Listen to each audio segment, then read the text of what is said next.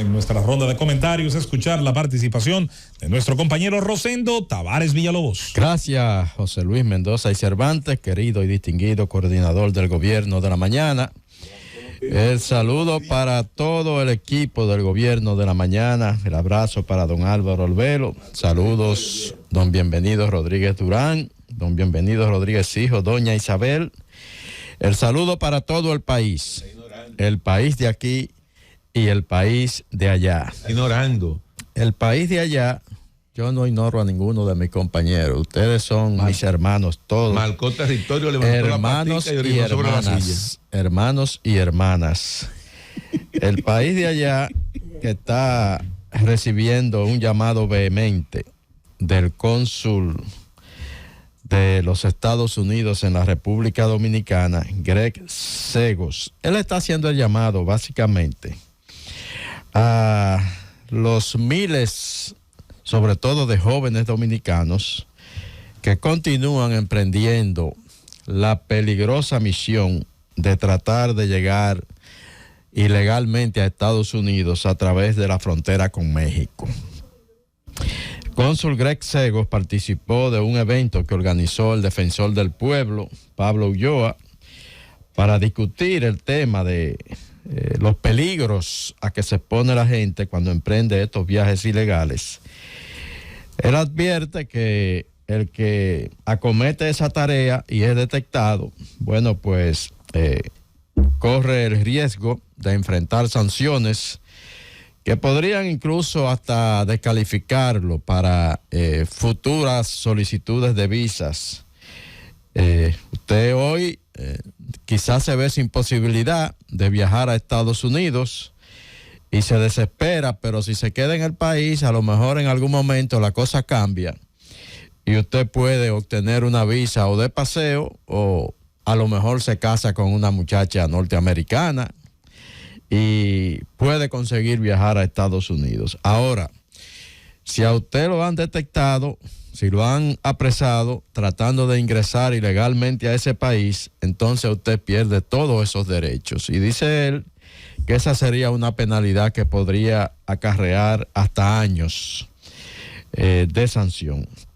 Ahora, él da un dato que explica el por qué. Las autoridades de Estados Unidos no son muy dadas a participar, por ejemplo, de este tipo de eventos como este que organizó el Defensor del Pueblo para hablar de lo que son las interioridades del funcionamiento del tema migratorio, por ejemplo. Pero ¿qué dice él? En el 2021 se detectaron 1.200 dominicanos tratando de entrar ilegalmente a Estados Unidos a través de la frontera con México.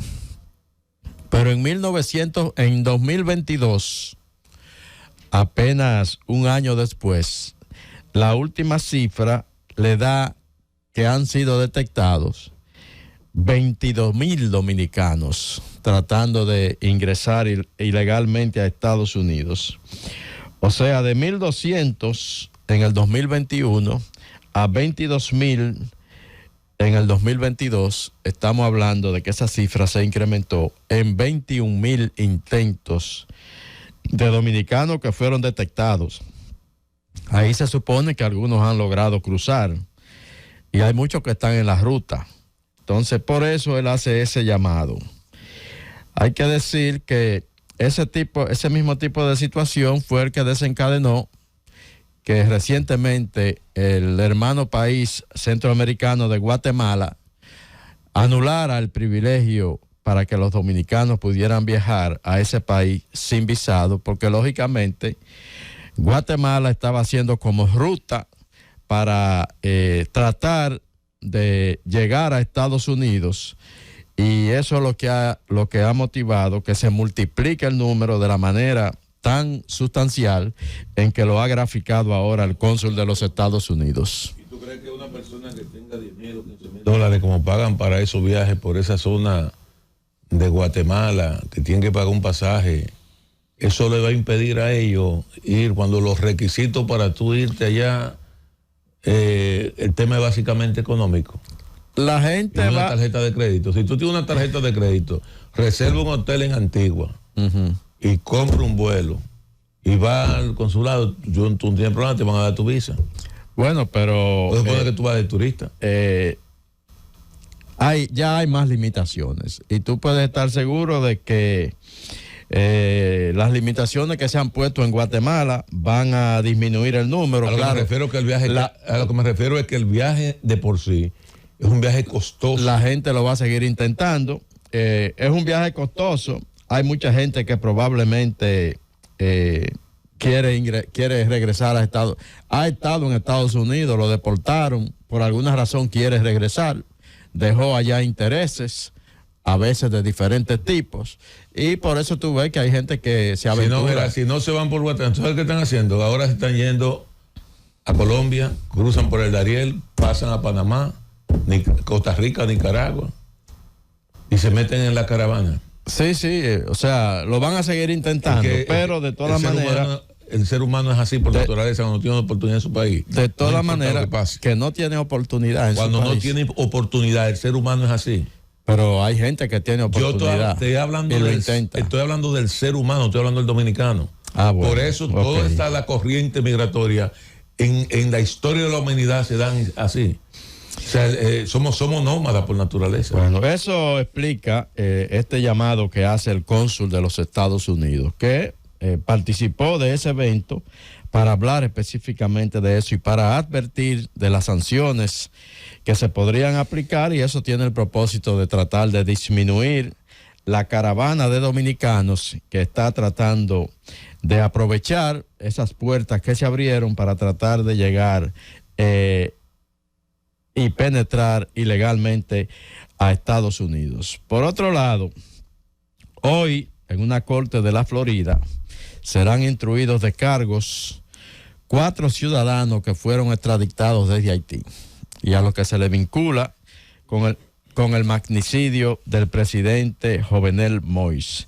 Joseph Vicente, este es un destacado haitiano norteamericano. A él se le acusa de ser la persona que, en el interés de convertirse en presidente de Haití, de sustituir a Jovenel Moïse, habría fraguado, habría convocado a esas reuniones que se dieron en la Florida para tramar el magnicidio de Jovenel Moïse. Entonces ha sido extraditado a Florida junto con otros 2 ciudadanos haitianos, pero también con nacionalidad norteamericana, y junto a un ciudadano colombiano identificado como Germán Rivera. De este se dice que fue la persona que reclutó a unos 20 ex soldados colombianos y conformó el comando que luego viajó a Haití para ejecutar en su propia residencia al presidente Moïse. ¿Por qué son extraditados a Estados Unidos y por qué a la Florida? Bueno, pues porque como las reuniones para tramar el magnicidio se realizaron en la Florida, entonces Estados Unidos entiende que su territorio fue utilizado con esos fines y entonces se siente en el derecho de juzgar a esta persona. Serán instruidos de cargos hoy, serán cargos definitivamente criminales y podrían acarrear sentencia de hasta cadena perpetua según los informes que llegan desde la Florida. Esto va a ocurrir probablemente en la mañana de este miércoles allá en el sur de la Florida. Presidente Luis Abinader emitió un decreto en el día de ayer, el decreto 623. Restringe el gasto en el Estado. Dice que el presidente emitió el decreto 623 con el que prohíbe la compra de vehículos, boletos aéreos que no estén autorizados para la salida al exterior de los servicios públicos que no cuenten con el permiso correspondiente. ¿Ah? Sí. Eso estaba prohibido. Yo pensaba que eso estaba prohibido. Yo veo aquí. Pero como que lo que abunda no daña. 1 de febrero 2023. Lo que pasa es que ese decreto fue para el año pasado. Es que tengo entendido. Entonces, yo espero que cuando yo escuché la política de austeridad del gobierno incluyó ese decreto, pero Como es que está vivo para escuchar vaina. Ahora se está emitiendo otro decreto. Bueno. Dice, también corrige el tema de los flanqueadores para funcionarios, identifica ahí a unos funcionarios que serán los únicos que podrán tener ese privilegio. O sea que eso era prueba superada. Y también establece limitaciones para la compra de bonos, para el obsequio de canastas y de otros regalos en temporada, por ejemplo, de Navidad.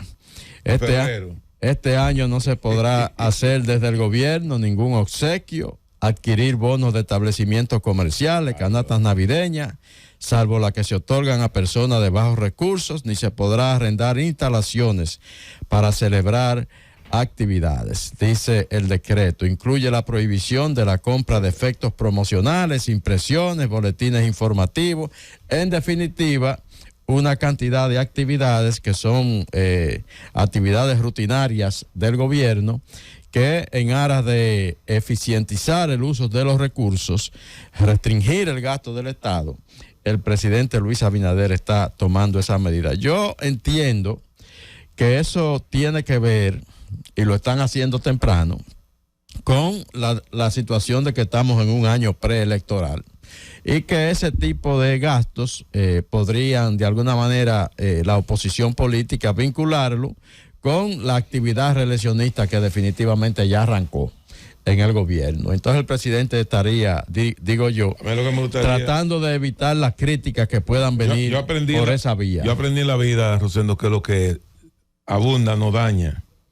Pero yo tenía entendido en lo personal de que se había emitido un decreto estableciendo mucho altos niveles de austeridad y que ese decreto no había sido derogado, pero si se emite otro encima del otro, pues bienvenido sea. Lo importante no es el decreto, es el cumplimiento. Lo importante no es el decreto, sino el cumplimiento. Por ejemplo, yo vi recientemente una institución del Estado que dijo, necesitamos comprar por adelantado, qué sé yo, cuántos miles de pesos, cientos de miles de pesos en corona para cuando hay un fallecimiento, nosotros tener el tema resuelto. Bueno, en el 2021, en junio del año 2021, el presidente también emitió un decreto con las mismas prohibiciones. Pero lo que te digo, pero se prohibieron. Decía que para enfrentar el impacto económico que en ese momento representaba el COVID-19. Bueno, entonces ahora se está prohibiendo de nuevo. Pero es que yo digo que un decreto, mira lo que pasa con los decretos. Un decreto tumba el otro. No. Si tú lo lo que hay ahí es un evidente incumplimiento. Si tú, óyeme bien, para derogar el otro decreto, tú tienes que establecer ese decreto deroga el otro. Pero lo importante a mí, ojalá que sea así, para mí lo importante es que se cumpla. Porque si todos los años nosotros vamos a emitir un decreto de cumplimiento y no se cumple, de nada vale el decreto. La experiencia indica, y es lo que pasó probablemente con el de 2021, no se cumplió. Yo recuerdo que en la administración de Hipólito Mejía se prohibió hasta el uso de aire acondicionados en el Palacio. Se prohibió dejar encendida la luz del Palacio, en las oficinas del Palacio durante la noche y todo ese tipo de cosas.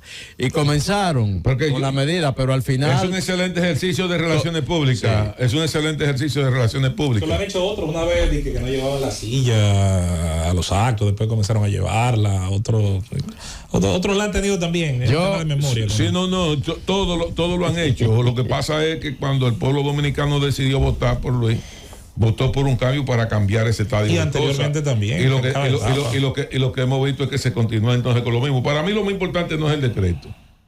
Lo más importante para mí es el cumplimiento y chequea si hay algún tipo de consecuencia.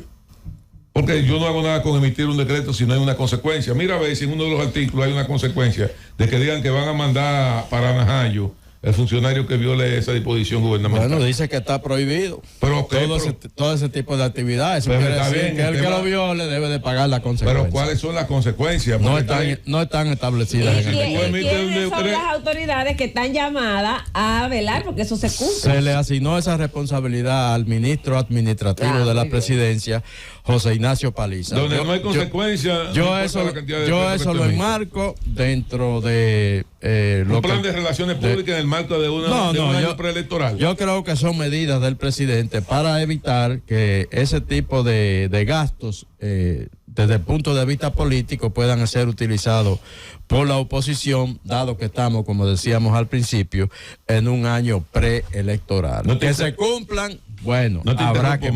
Llévatelo, Cundo.